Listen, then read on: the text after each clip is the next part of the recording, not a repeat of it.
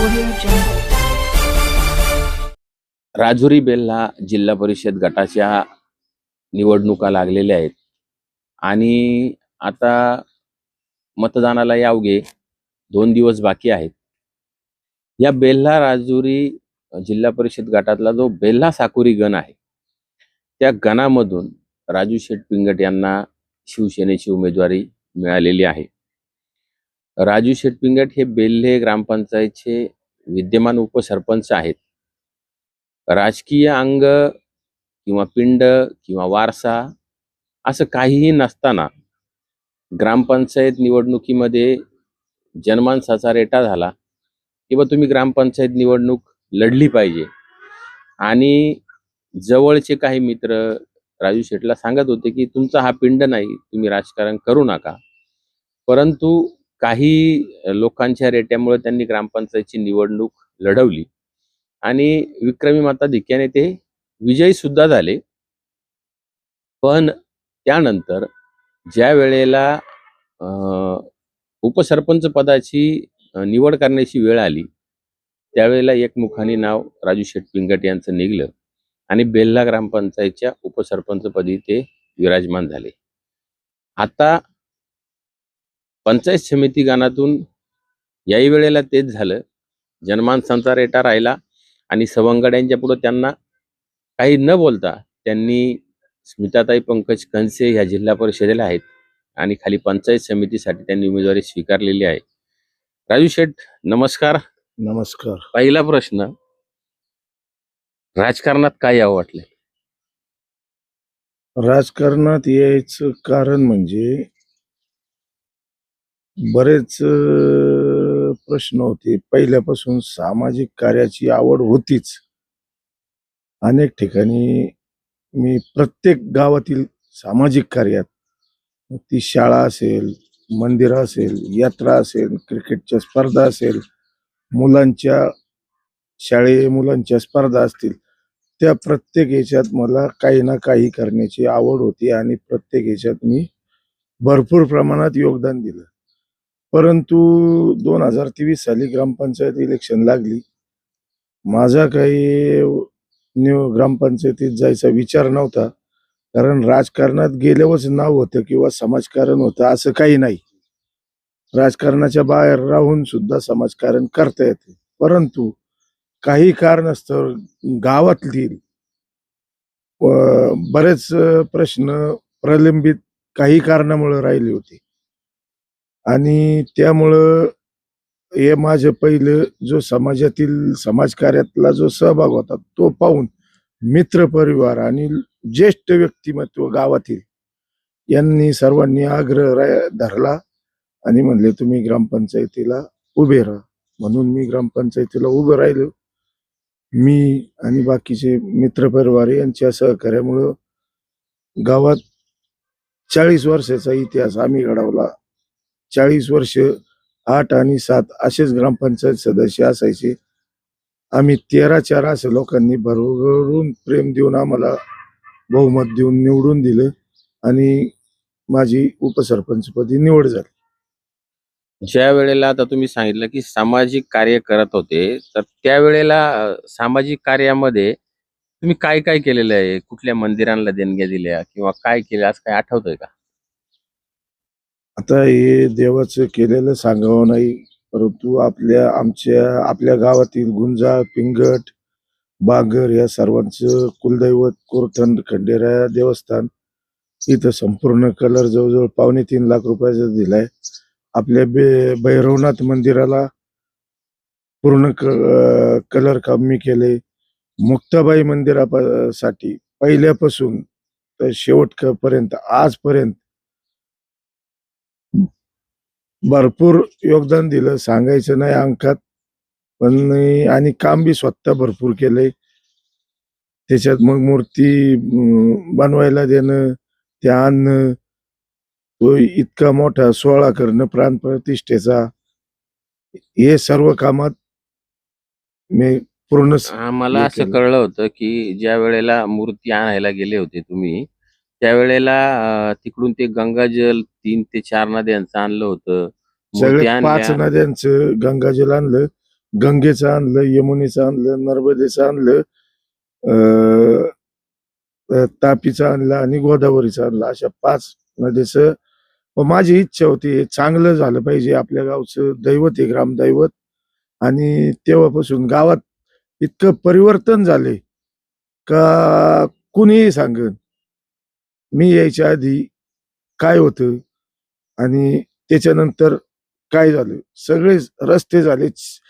विशेष करून शाळेत इतकी सुधारणा झाली का आज खाजगी शाळांपेक्षा बी जिल्हा परिषद शाळा नंबर 1 आणि इंदिरानगर कॉलनी शाळा या दोन्ही खाजगी शाळांपेक्षाही अतिशय उत्तम प्रकारे चालू झाल्यात. तसेच इंदिरानगरची शाळा सुद्धा खाजगी शाळेपेक्षा त्या मुलांना ड्रेस देणं, पाणी बॉटल, बॅगा, म्हणजे या ज्या काही मूलभूत सोयीसुविधा असतात शाळेत त्याच्यावर आम्ही जास्त लक्ष दिलं आणि तो पूर्णपणे बदल झालेला आहे शाळा नंबर 1 मध्ये आणि इंदिरानगर कॉलेजमध्ये.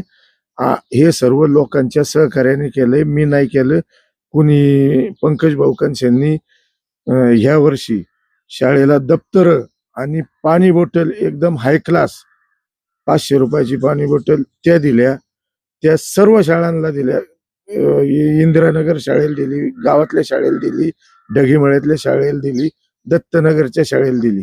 तसेच प्रत्येक शाळेमध्ये टॉयलेट, बाथरूम, मुलांसाठी पिण्याच्या पाण्याचे आरो दिले. सर्व शाळांमध्ये पिण्याचं शुद्ध पाणी मिळते. या सर्व गोष्टी आम्ही आल्यापासून प्रामुख्याने केल्या आणि सर्व तुम्ही स्वतः जाऊन पहा.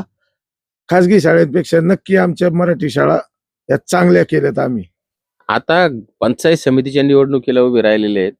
पंचायत समितीमध्ये गेल्याच्या नंतर काय करायचं? ग्रामपंचायतीत गेल्यावर जसा फरक झाला, गावात जवळजवळ एकही रस्ता नव्हता, जवळजवळ सगळे रस्ते केले, शाळा सुधारल्या, नळाच्या पाण्याचे 2च वर्षात आम्ही पूर्ण पाईपलाईन नवी केली, पाण्याच्या टाक्या 2 नव्या झाल्यात. म्हणजे पाणी ज्या ज्या ग्रामपंचायतीच्या वतीने सुविधा देण्यात येतात त्या पूर्ण दिल्या. सरकारकडे पैसे भरपूर असतात, फक्त त्याचा विनियोग चांगला करायचा असतो. तो आम्ही केला. तो केल्यामुळं गावात 100% बदल झाला. आम्ही काही कुठं पैसे आणाय गेलो नाही किंवा काय नाही. पहिलेच पैसे गोट्या भाऊच्या काळातले 3-3.5 कोटी रुपये काही तक्रारीमुळे शिल्लक होते. आम्ही आल्यावर जसं मुक्ताईच्या कृपेने मुक्ताईचं मंदिर गावात बांधायला सुरुवात केलं, गावातच बदल झाला. संपूर्ण गावातच बदल झाला. त्या मुक्ताईच्या कृपेने सगळी कामं मार्गी लागली. हायस्कूलमध्ये सुद्धा परिवर्तन झालं, सगळीकडे परिवर्तन झालं. तसंच येणाऱ्या आता पंचायत समितीत निवडून गेल्यावर पंचायत समितीच्या वतीने इतक्या भरपूर योजना आहेत त्या पूर्णपणे फक्त आम्हाला राबवायच्यात आहे. त्याच नवीन कोणच्या काही करायचं नाही किंवा कोणच्याकडे कुठं निधी आणायला जायचं नाही. जसं ग्रामपंचायतीला 14वा वित्त आयोग, 15वा वित्त आयोग याचा भरपूर निधी असतो, स्वनिधी असतो, तसाच पंचायत समितीला सुद्धा भरपूर स्वनिधी, 15वा वित्त आयोग निधी, तसेच जिल्हा परिषद फंड, आमदार फंड याची सुद्धा कामं पंचायत समितीच्या, ग्रामपंचायतीच्या, जिल्हा परिषदच्या माध्यमातूनच असतात. त्या फक्त योग्य रीतीने राबवायचं एवढंच काम करणारे. त्याच्यात प्रामुख्याने शाळा, सर्व गटातील शाळा या पूर्णपणे आधुनिक करायच्यात. दुसरी गोष्ट, आपल्या गावात जे सरकारी दवाखाना आहे त्याच्यात बराच बदल केलाय आम्ही आल्यापासून. ग्रामपंचायतीच्या माध्यमातून आम्ही सरकारी दवाखान्याला जवळजवळ 2 वर्षात 5 लाख रुपये दिलेत. त्याच्यात लहान मुलांचं ECG करायचं मशीन दिलं त्यांना. रुग्णालयात आरो पाणी, शुद्ध पाण्याची व्यवस्था केली, ती सुद्धा ग्रामपंचायतीच्या मार्फतच केली. आता एक्सरे मशीन आणायचं व जिल्हा ग्रामीण रुग्णालयाचा दर्जा मिळवण्यासाठी विशेष प्रयत्न करणार आहेत. तसेच पोस्टमार्टमची सोय इथं करण्यासाठी विशेष प्रयत्न करणार आहे. तशी आपल्या इथं सोय आहे. जे काही आपलं रुग्णालय आहे त्यामध्ये पहिल्यापासूनच इथं पोस्टमास्टर रूम होती, सगळं होतं, परंतु बाकीची सोयी सुविधा उपलब्ध नसल्यामुळं ते काही चालू झालं नाही. ते लवकरच लवकर महिन्या 2 महिन्यातच आम्ही चालू करायचा प्रयत्न करणार. रुग्णालय आणि प्रत्येक बाबतीत इथून एक ॲम्ब्युलन्स 108 नंबरची नाहीये, ती पहिली आणणार. आत्ता जी आपल्याकडे ॲम्ब्युलन्स आहे, ती फक्त आपले जे गर्भवती स्त्रिया असतात त्यांच्यासाठी आहे. परंतु तिचा वापर आपण इथले सर्वांच्या सहकार्याने सगळीकडे केला जातो. पण ती 108 नंबरची एक रुग्णवाहिका आणायची आणि जे गोरगरीब लोक आहेत, सर्वसामान्य लोक आहे, यांचा दवाखान्यावर काही झालं तर प्रचंड प्रमाणात खर्च होतो. तो आम्ही नक्की कमी करायचा प्रयत्न आमचा राहील. इथून जर इथं आपल्या इथं व्यवस्था नाही झाली एखाद्या रुग्णाची, तर त्याला जिल्हा रुग्ण उपरुग्णालय मंचर किंवा YCM किंवा ससून, आता त्याही रुग्णालयामध्ये इतक्या प्रचंड सुविधा सरकारच्या वतीनं देण्यात येतात, परंतु त्या गोरगरीब जनतेला, सर्वसामान्य माणसाला माहिती नाही. आम्ही त्या दाखवून देऊ आणि ते करू, जेणेकरून रुग्णांचा किंवा कुणाला काही झालं, ॲक्सिडेंट झाला, काही आता पंतप्रधान नरेंद्र मोदी आणि आपले महाराष्ट्र शासन यांच्या माध्यमातून पंतप्रधान